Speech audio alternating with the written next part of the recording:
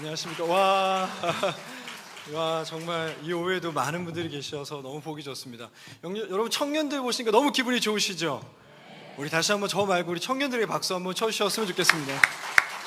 와, 정말 수요양에 갔다 와서 너무 찬양도 좋고 찬양 같은 사진 보니까 너무 감격스럽습니다. 여러분, 저는 청년들을 오랫동안 만났고 사역하고 있는데요, 이렇게 많은 청년들이 모이는 교회가 현재 많이 없습니다. 많이 응원해 주시고 또 기도로 지원해 주셨으면 감사하겠습니다. 그럴 때 이 교회가 더 건강해지고 더 젊어질 수 있는 교회가 되기를 또 주의 이름으로 소원합니다. 여러분, 저희는 오늘 사무엘상이라는 책을 봤습니다. 이 성경 앞에는 사사기라는 책이 있는데요, 아시죠? 삼손, 드보라 이런 사람들이 나오는 책입니다.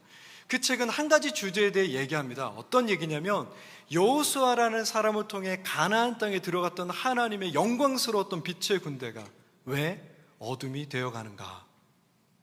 가나안을 바꾸고 싶었던 하나님께서, 가나안을 정복하러 가셨던 하나님의 군대가 왜 똑같이 가나안이 되어가는가? 마지막에 어떻게 끝나는지 다 아시죠? 그들이 소견에 오른 대로 행하였더라, 이렇게 끝나고 있습니다. 그렇다면 사무엘상은 어떤 이야기로 시작하냐면요, 이런 거죠. 다시 한번 찾아온 하나님의 영광스러운 빛의 시대, 황금의 시대. 어떻게 그렇게 어두웠던 이스라엘이 다시 하나님의 빛으로 가득 차게 되는가? 사랑하는 여러분, 사무엘상 읽어보셨죠? 하 읽어보셨죠? 이유가 무엇입니까? 하나님께서 하십니다. 아무리 어두워도 하나님께서는 회복시킬 수 있는 능력이 있으십니다. 여러분, 이 교회 이미 오후 예배 이렇게 오셨으면 이 교회는 부흥되는 교회입니다. 그렇지만 하나님께서 더 큰 부흥을 우리 가운데 주시기를 기뻐하십니다. 그리고 사랑하는 성읍교회 청년부 여러분, 여러분에게 하나님의 그 빛의 시간, 황금의 시간이 여러분에게 임하기를 또한 축복합니다. 혹은 이 가운데 앉아 계신 성도 여러분, 혹은 우리가 개인적으로 어두운 가운데 계시다면, 개인적으로 힘든 시간인데 옆에서 티 안 나게 지금 예배를 드리고 계시다면, 하나님께서 여러분 삶에 다시 한번 빛의 귀한 황금의 시간, 기쁨의 시간을 주시기를 또한 소원합니다.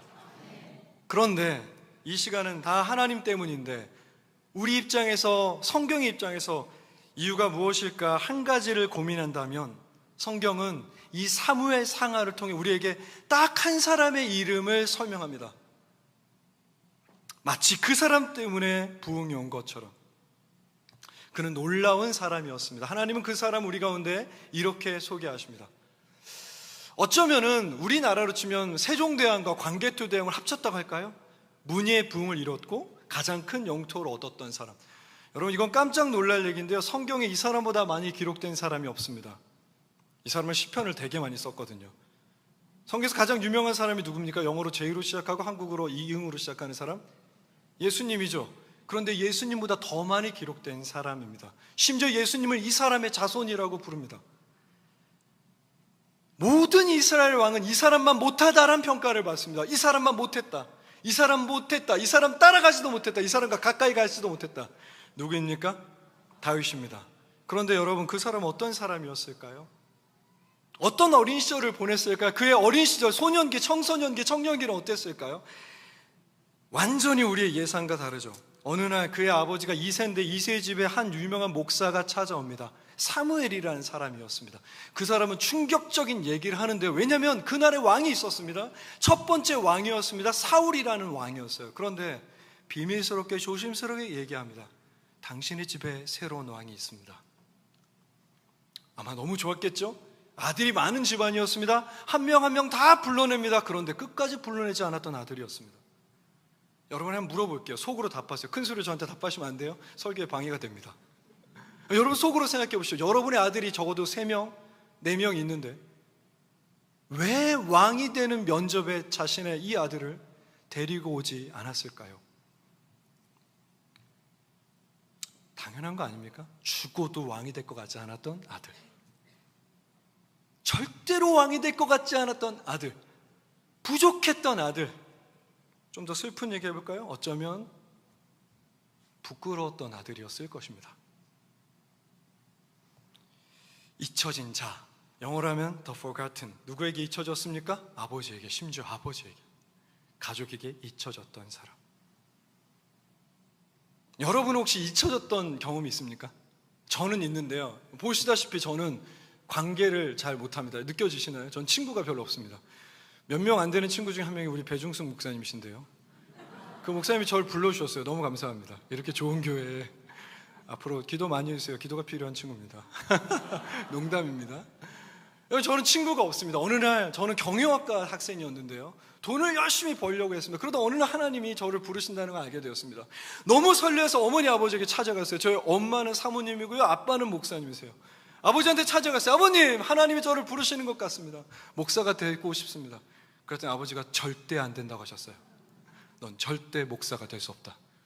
제 동생은 의사인데요, 동생은 정말 따뜻한 사람입니다. 친구도 많고요. 어렸을 때부터 친구로 가득 찼던 인생이에요. 저는 친구가 배중순밖에 없었습니다. 어머니 아버지가 이런 얘기했어요. 자고로 목회란 친구 사귀는 거다. 인간관계가 제일 중요하다. 너 따위가 지금까지 인생 살면서 친구 한 명 사귀어본 적이 없는 너가 어떻게 목회를 하냐. 둘째가 했으면 좋겠다. 강력한 반대를 경험했습니다. 혹시 여러분도 저와 비슷한 경험을 해보신 적이 있습니까? 엄마, 친구야, 형님, 동생, 교회 선배, 리더에게 저 이런 거 해보고 싶은데요. 그럴 때 이렇게 말하는 거죠. 넌 절대 할 수가 없어. 너는 부족해. 너는 그걸 할 수 없을 거야. 진짜 슬픈 건 뭡니까? 그 말을 스스로 믿게 되었다는 거죠. 아, 나는 못하겠구나. 나는 부족하구나. 나는 약하구나. 그런데 오늘 성경은 이 부분에 전혀 다른 얘기를 합니다.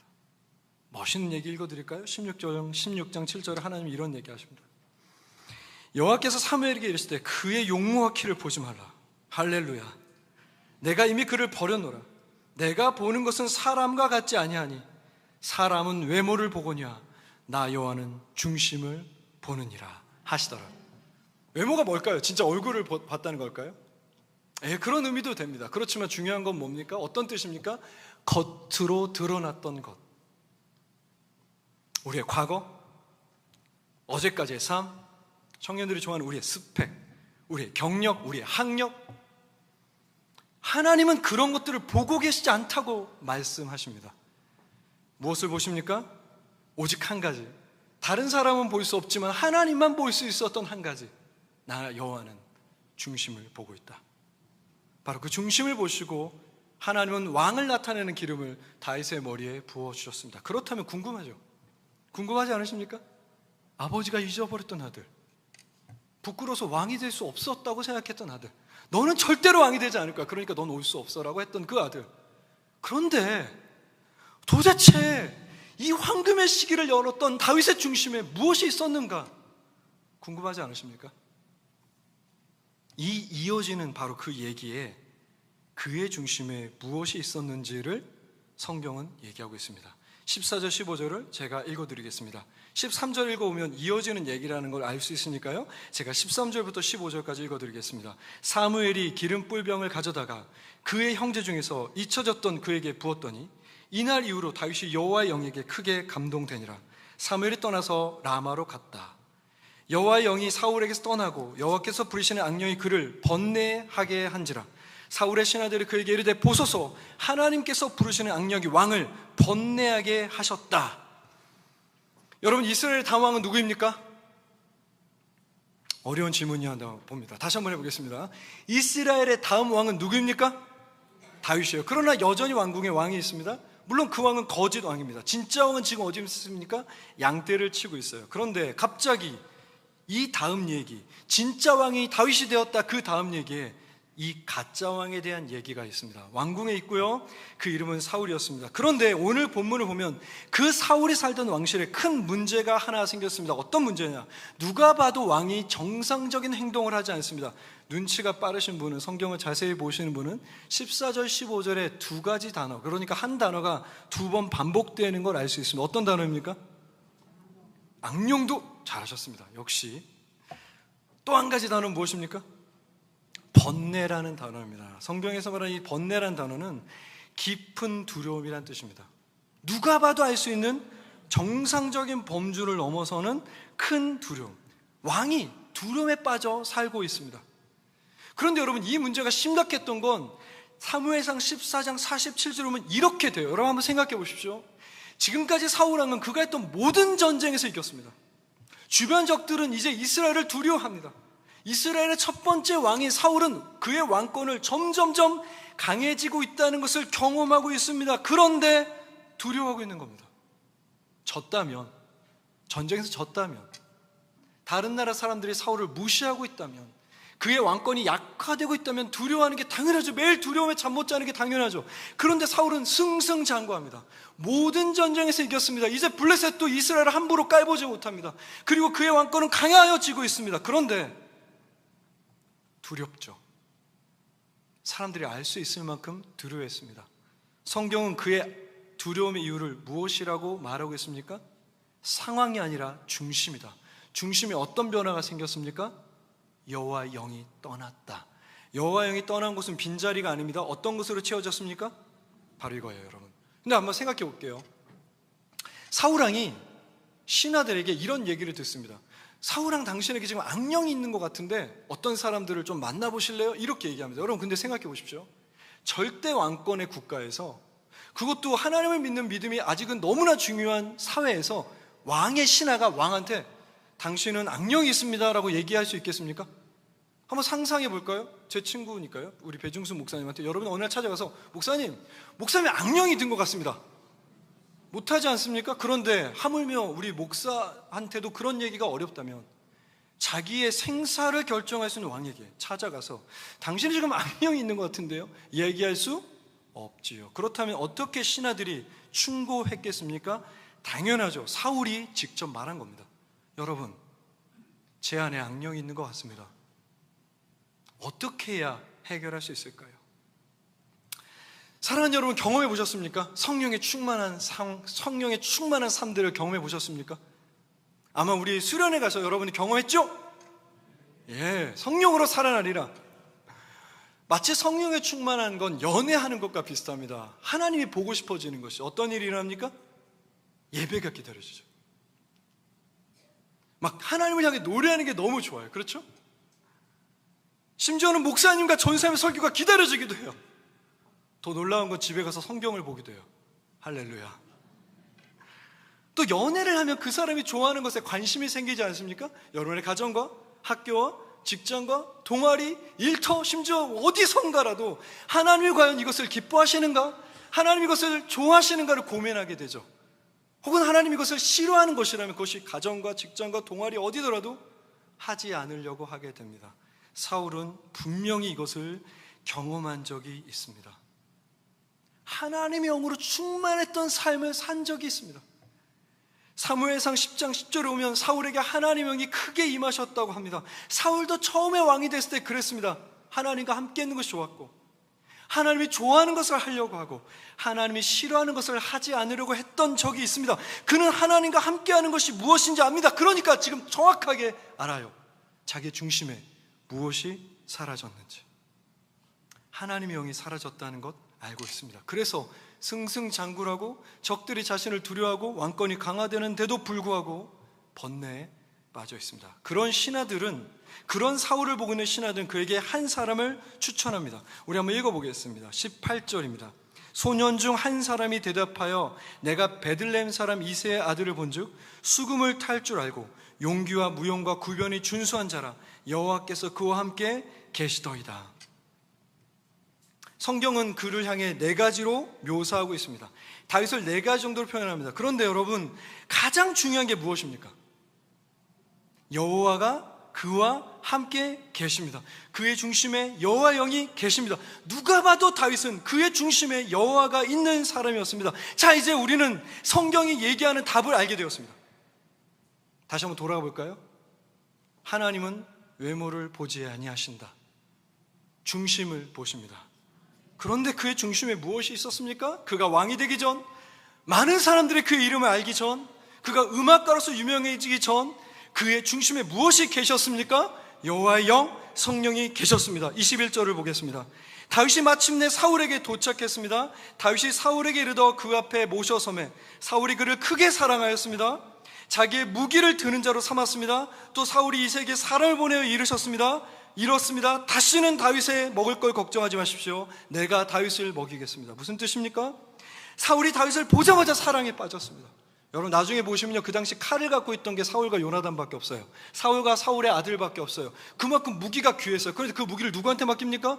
다윗한테 맡깁니다. 아들만큼 의지합니다. 그리고 베들레헴에 있던 이새에게 말해요. 당신의 아들을 걱정하지 마십시오. 내가 왕궁에서 키우겠습니다. 내가 왕궁에서 이 사람을 함께 성장하겠습니다. 그리고 21절, 22절, 23절을 보면 악신이 임할 때마다 그에게 연주를 하라고 합니다. 그리고 연주를 하면 아주 잠시, 아주 조금, 아주 짧은 시간 하나님의 평안을 경험합니다. 여러분에게 물어보겠습니다. 왜 사울은 다윗을 보자마자 사랑하게 됐고 무기를 맡길 만큼 신뢰하고 의지하였으며 왜 이 다윗을 바라보고 있을까요? 왜 그럴까요? 다윗이 예배할 때마다, 노래를 부를 때마다 자기가 오래전에 함께했던 여호와의 영이 그와 함께 하신다는 것을 알았기 때문입니다. 그의 중심에 여호와가 있다는 것을 알았기 때문입니다. 다윗의 옆에 있으면 하나님이 느껴지는 것이죠. 그러니까 그 임재 가운데 잠시 번뇌를 잊고 평안해졌던 것입니다. 그런데 너무 이상한 게 있죠. 무엇이 이상합니까? 중심에 여호와의 영이 있는 다윗을 이토록 사랑하고 다윗을 이토록 의지하고 다윗을 이토록 함께하고 싶다면 지금 정작 구해야 될 것이 무엇입니까? 다윗입니까? 무엇입니까? 다윗의 중심에 계셨던, 아주 오래전에 당신의 마음속에 있었던 여호와의 영 아닙니까? 그토록 다윗 같은 사람을 찾으려 하였고 그토록 다윗 같은 사람을 만나고 하였고 그토록 다윗과 같은 사람을 의지하려고 불렀다면, 만약 그 마음으로 여호와의 영을 찾았고 여호와의 영을 만나고 여호와의 영과 사랑을 나누고 여호와의 영을 의지했다면 사울의 삶은 달라졌을 것입니다. 그러니까 이 이야기는 너무 안타까운 이야기입니다. 그런데 문제는 무엇입니까? 사랑하는 청년들 가운데, 때로는 여기 계신 몇 분의 성도들 가운데 똑같은 문제가 있다는 것이죠. 사울은 다윗을 사랑하고 의지하고 다윗을 가까이 두고 싶어합니다. 당연하죠. 그의 중심에 여호와 영이 있고요, 오랫동안 당신의 중심에 있었던, 사울의 왕의 중심에 있던 여호와 영이 그가 노래를 할 때마다, 그가 함께 할 때마다 느껴집니다. 그렇지만 정작 다윗을 구하지는, 다윗의 중심에 계시는 여호와의 영을 구하지는 않고 다윗만을 구하고 있습니다. 사랑하는 청년들 주변에도 반드시 있죠. 누구입니까? 오늘 찬양을 인도해도 형제, 너무 감사합니다. 찬양 인도할 때마다 하나님의 영이 느껴지지 않습니까? 그렇다고 해주세요.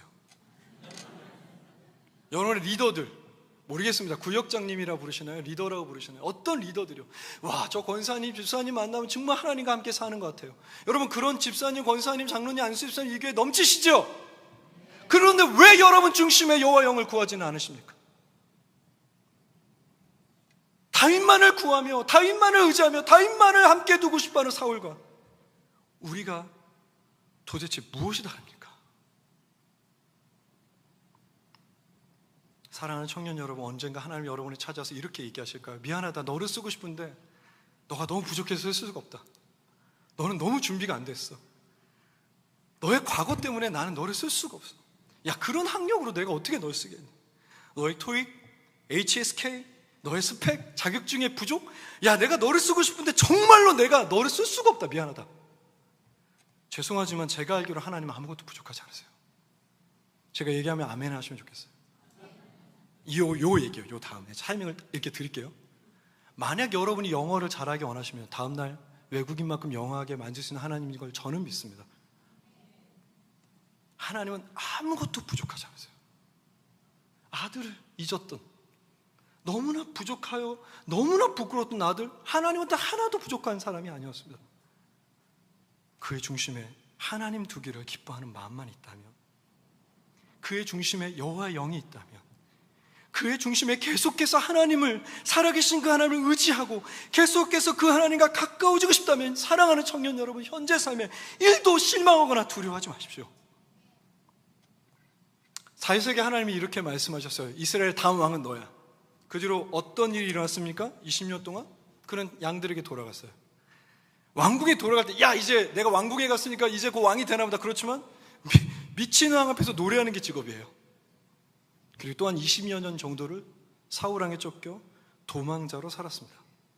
사무엘을 만난 뒤로, 그러니까 하나님을 경험한 뒤로 다윗은 오히려 더욱 질문이 깊어졌을 것 같아요. 도대체 왕이 된다고 하셨던 약속은 언제 이루어지는가? 나 지금 잘하고 있나? 내 다음 스텝은, 내 다음 길은 도대체 언제 열릴 것인가? 사랑하는 여러분, 제 짧은 인생 가운데 경험하고 여기 선배 되시는 성도님들이 경험했던 게 있어요. 성도의 큰 기쁨 중 하나는 우리의 삶을 하나님께서 인도하신다는 겁니다. 믿으십니까? 여호와의 중심이, 여호와의 영이 여러분의 중심에 있다면, 그래서 다른 것이 아니라 하나님을 사랑하고 다른 것이 아니라 하나님을 의지하고 하나님을 여전히 찾고 계신다면, 지금 양떼 가운데 있던 잊혀진 아들이든 미친 것 같은 상사 앞에서 회식에서 마이크 잡고 계속 노래하든 아무것도 두려워하지 마십시오. 여러분이 있어야 될 곳에 하나님이 여러분을 데리고 가실 것입니다. 그러니까 한 가지만 기억하십시오. 사울처럼 되지 마십시오.